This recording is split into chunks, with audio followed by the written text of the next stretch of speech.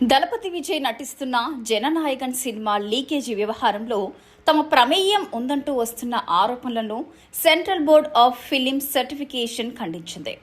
ఈ ఆరోపణలు పూర్తిగా నిరాధారమైనవని, అవాస్తవమని స్పష్టం చేసింది.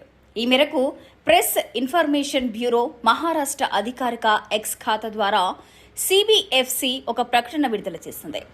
జననాయకన్ సినిమా డిజిటల్ సినిమా ప్యాకేజ్ని మార్చి 17నే ముంబైలో నిర్మాతలకు అప్పగించామని, అప్పటి నుంచి అది వారి వద్దే ఉందని సిబిఎఫ్సి తెలిపింది. సినిమా కంటెంట్ పాస్వర్డ్ ప్రొటెక్టెడ్ అని, దానికి సంబంధించిన కీ డెలివరీ మెసేజ్ కేవలం నిర్మాత వద్ద మాత్రమే ఉంటుందని వివరించింది. ఇక ఆ కీ లేకుండా సినిమాను చూడడం కానీ, యాక్సెస్ చేయడం కానీ సాధ్యం కాదని పేర్కొంది.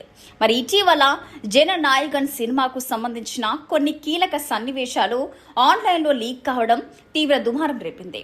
కొంతకాలంగా సెన్సార్ బోర్డుతో ఉన్న విభేదాల కారణంగా ఈ సినిమా విడుదల వాయిదా పడుతూ వస్తుంది. ఈ నేపథ్యంలోనే లీకేజీ వెనుక సిబిఎఫ్సి హస్తం ఉందనే ఆరోపణలు వెల్లువెత్తాయి. ఈ పైరసీ ఘటనను రజనీకాంత్, కమల్ హాసన్, చిరంజీవి, రిషబ్ శెట్టి, విజయ్ దేవరకొండ వంటి పలువురు సినీ ప్రముఖులు తీవ్రంగా ఖండించారు.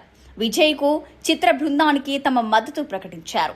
మరోవైపు చిత్ర నిర్మాణ సంస్థ కేవీఎన్ ప్రొడక్షన్స్ కూడా ఒక ప్రకటన విడుదల చేసింది. లీక్ అయిన కంటెంట్ను చూడటం, షేర్ చేయడం చట్టరీత్యా నేరమని హెచ్చరించింది. వాట్సాప్, టెలిగ్రామ్ వంటి ఏ మాధ్యమంలోనూ ఈ క్లిప్స్ను సర్క్యులేట్ చేయవద్దని కోరింది.